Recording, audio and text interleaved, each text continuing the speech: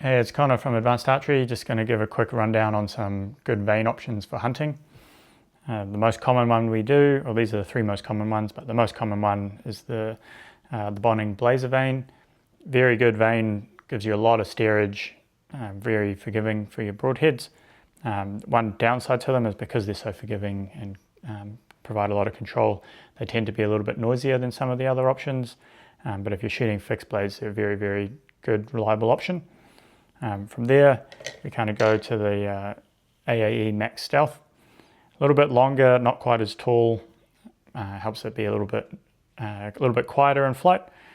Still good for your fixed blades, but if your bow's not quite in tune, they're not quite as forgiving as the Blazers. So that's kind of one consideration there. But they're very good, kind of all round, where it can work for mechanicals and fixed blades without being too noisy.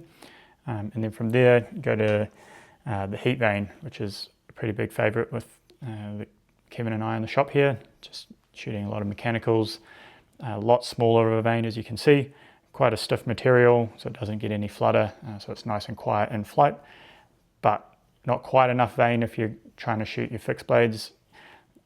I've had a little bit of trial and error with them, but yeah, definitely really good for mechanicals and not quite as good for fixed.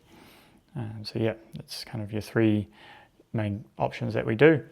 We can fletch them up with any configuration, any color, but yeah, generally Blazers, very forgiving, but a little bit noisy. The Max Stealth, nice and quiet, good for both. And then your Heat vanes, which not quite as forgiving for a fixed blade, but very good for mechanicals and nice and quiet. So yeah, if you need a hand picking what is going to work for your setup, get in touch with us and we can give you a hand. Cheers.